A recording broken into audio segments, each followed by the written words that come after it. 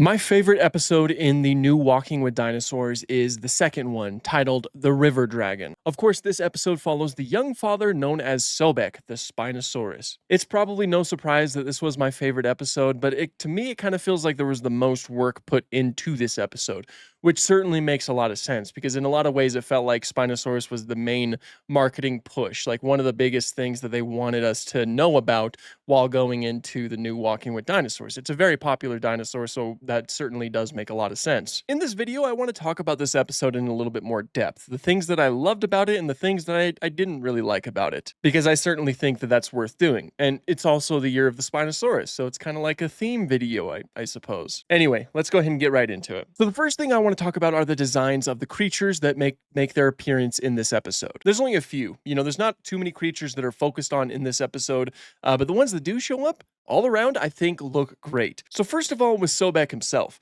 the Spinosaurus looks beautiful in this. It is very up to date to our current understanding of the animal.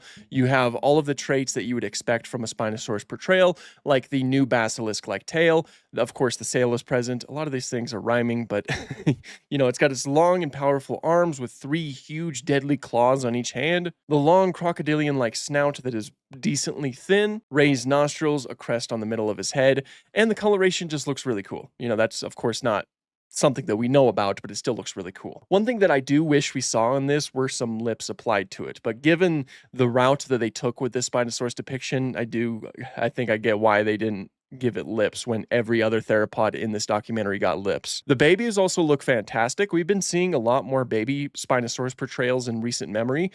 These fellas are like, they're a good candidate of some very fantastic looking baby Spinosaurus with more reduced proportions, like stubbier proportions.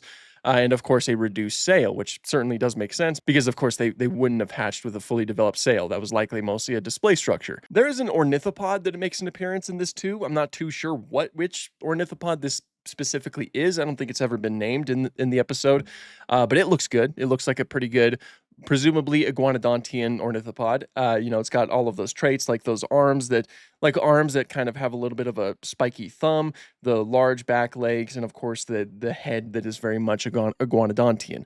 So that looks fantastic. It's just a quick little appearance, though. We also see Carcharodontosaurus, and this is the best Carcharodontosaurus that I have ever seen in any documentary.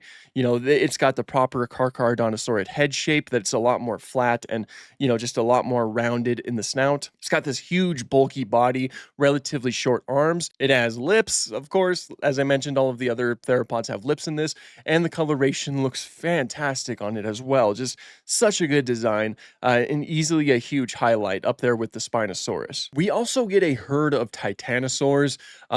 These are currently unidentified Titanosaurs, so we don't have an actual name for them. We just know that they belong to the Titanosauria clade.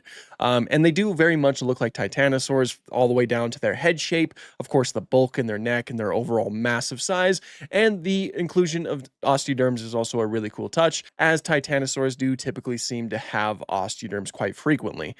So overall, it's a very good Titanosaur design. It's just unfortunate that we don't quite have a name for it. We also have Alenka, which is an Asdarchid that lived in the area.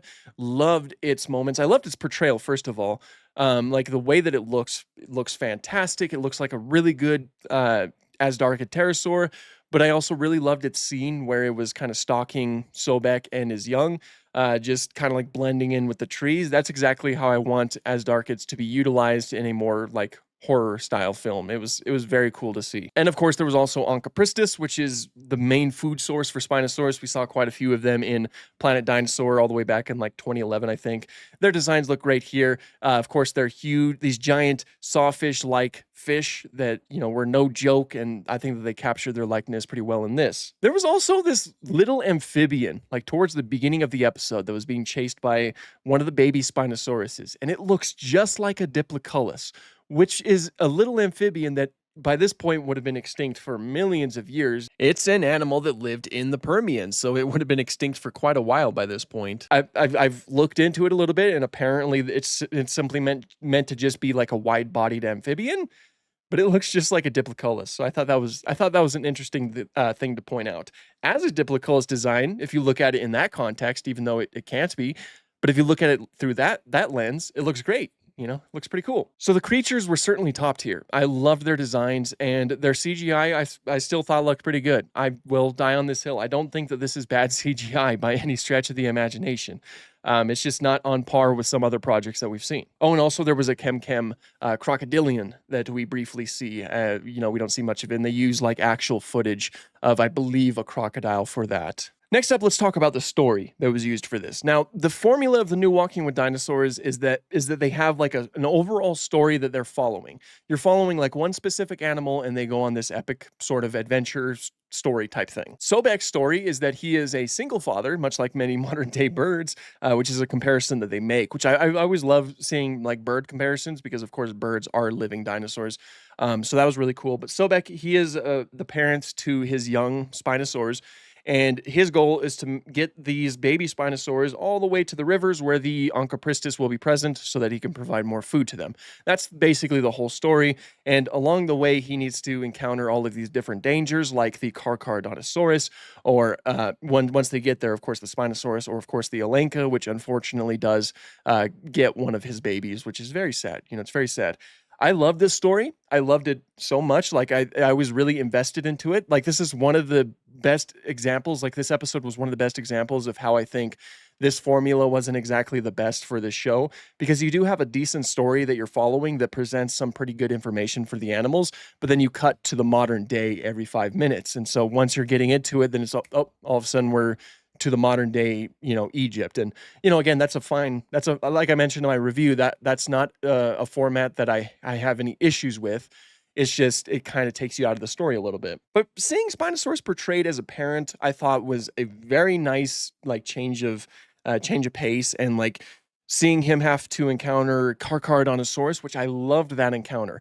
A lot of times with apex animals, these huge animals, a lot of times they're just going to size each other up before one of them backs down, because of course they don't want to get injured. And in Sobek's case, of course, he has some young babies to take care of. So it certainly does make sense that he would back down from this scenario, even though, as the narrator mentioned, he is larger than this Carcharodontosaurus, and he does have these huge and powerful arms. But I do really like that this was just an encounter of them growling and hissing, which, by the way, they weren't really roaring at each other. It was just a lot of growls and hisses and bellows and things like that, which is really cool.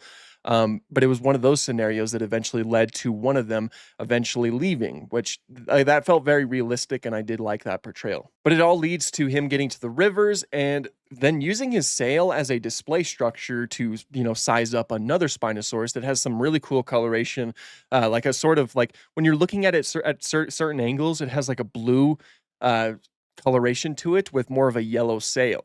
It looks awesome. It kind of looks like my logo, and I thought that was absolutely amazing. But they're like using their sails as display structures, which is very likely for Spinosaurus' sail. That's something that is pretty much mostly agreed through practically everybody. Like, it's possible it had multiple uses, like maybe, possibly, I don't know where we are with this, but possibly for thermal regulation to help control its body temperature. But the most likely scenario is that it is a display structure. And so he uses it against another Spinosaurus, and he eventually loses that confrontation because his sail was not nearly as large compared to that one. You know, he was a younger male. And so he was forced to go into the deeper waters instead of hunting on the shore. And then one thing led to another. He eventually gets his Onchopristis, and then inevitably that Spinosaurus comes back to try to get that Onchopristis back, and they get into a little bit of a scuffle, into a little bit of a fight. You know, they claw each other a little bit, and Sobek gets bit on the neck, and that leads to Sobek's death, which is literally one of the saddest things that I have ever seen in my entire life. It's very sad. I liked Sobek. I really did. I really did enjoy this episode. I really liked the story that was behind it. It felt grounded enough to the point where you feel like this is actual just animal instincts, where this is simply just an animal trying to protect the future, its future offspring, I suppose. So it was a good story. Overall, it was a good story. We had good designs. We had a good story. Oh, and also like the locations they picked look great. They look fantastic. This shot of Sobek like laying in the middle of the trees with the light shining through his sail, and you could see like each individual vertebrae, that looked gorgeous. I loved that. Those shots were just amazing, and those certainly made it for me. But now let's talk about the science behind this. Now, each of these episodes had like specific paleontologists that they would speak to, that they would cut back to offer some of the information. Ibrahim was the paleontologist for this one. Now, Ibrahim, he has certainly like provided the most he is one of the most he is one of the paleontologists who has provided the most information for Spinosaurus in recent memory. He has made some huge discoveries, including the discovery of the new tail that, of course, is very similar to a basilisk, or as he put it, very similar to a paddle. He's also one of the biggest advocates for a mostly aquatic Spinosaurus, like one that was a little bit more like a crocodile swimming through the waters and pursuing prey that way. He's of the idea that the Spinosaurus's tail was a lot more like a paddle and would be able to use they'd be able to use it to propel itself in the water. So I think that it's really worth mentioning that, of course, that is still very much a debated topic. Ibrahim is the one who is the biggest advocate for that, but there are other paleontologists who disagree with that. Like, one of the biggest arguments that is a counter to it says that the tail of Spinosaurus is a lot more reminiscent to a basilisk tail. And while a basilisk is semi-aquatic, it does swim, it doesn't use its tail for swimming. Rather, it uses it for display purposes. It's possible that Spinosaurus's tail was used in a similar fashion, but it's really difficult to say right now. Most of the evidence seems to suggest that Spinosaurus was more so a shore hunter, like it would walk around in the more shallow waters and then snatch up prey similar to a heron. It's kind of interesting that we see a little bit of both of that. Like, what I thought was kind of cool is like there was a little bit of a compromise. Most of the Spinosaurs were hunting on the shore, like the heron lifestyle, but Sobek was forced to go out to the deeper waters where it was stated in the narration that it was a little bit more difficult for him to go after the fish. I like that. That was a nice little compromise, but I still think it's a little bit difficult to see Spinosaurus pursuing prey in the water. It doesn't seem like it was designed for that. You know, that sail was certainly like hold it back in the water because that's just a large surface area. In fact, there were some studies done on like how good of a swimmer Spinosaurus could potentially be, and one of the conclusions was that it was simply just too top heavy, and like if it ever flipped itself upside down, it wouldn't be able to get itself back up. And so that could potentially be a huge problem for Spinosaurus. It's likely that Spinosaurus was simply just too big and too broad to be a pursuit predator in the water. So while it could possibly, it likely could still swim, it just probably wasn't chasing down Onchopristis in the water. And that's one of the biggest problems that I had with it, is that it emphasized that even to a certain extent. Even though there was a little bit of a compromise, it was still something that was showcased, and there are still many who disagree with that. It is certainly a minor thing in the grand scheme of things. It's not the end of the world, and, we don't even really know for sure right now. There's no good modern day analogs for Spinosaurus because it was a strange animal. A lot of dinosaurs were strange animals, but Spinosaurus is a great example of one that is just strange. Like, just look at it. That's one of the reasons why I love it so much. But, with all of that said, I think that this is probably like the best depiction that we have of a Spinosaurus in a documentary, which there's not too many contenders out there because most of them are decently old and by extension are outdated by this point. So this is certainly the most up to date and applies most of the information that we currently have. And I loved it. I thought it was a great episode. This was really the highlight for me. And, I know that there's a lot of people who just really disliked this documentary. The comments of my review certainly do emphasize that. But I didn't. I definitely didn't hate this documentary. I think there's a lot of really good things that you can get from this documentary. Is it as good as the original Walking with Dinosaurs?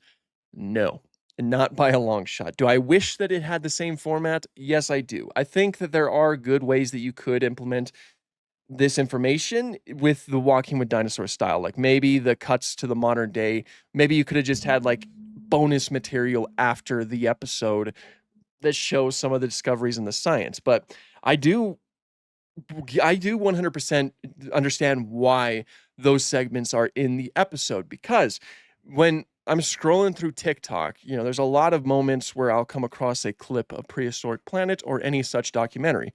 And one of the most common comments is, how do they know this? How on earth do they know this? They're making things up, things like that. And, sometimes those clips are purely speculative, just created for the show, but sometimes there are things that are shown in the documentaries that are based off of actual things. And so I am glad that they did give us the chance to, like, they showed us how certain conclusions were reached.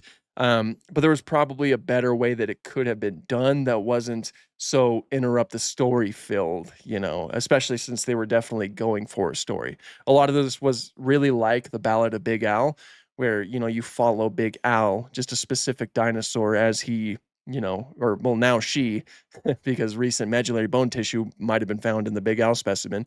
But, you follow this story as they survive their world. That would have been really cool to see with excuse me. That would have been really cool to see with a lot of these dinosaurs. But a lot of it does get broken up, and that is a bit unfortunate, but I do understand why that is done. Anyway, those are my thoughts of the second episode of Walking with Dinosaurs. I might do this for every episode because as I was like kind of going through them and rewatching some clips and things like that, I realized I do have a lot to say about this documentary as a whole. So if it's something that you're interested in seeing, be sure to let me know down below.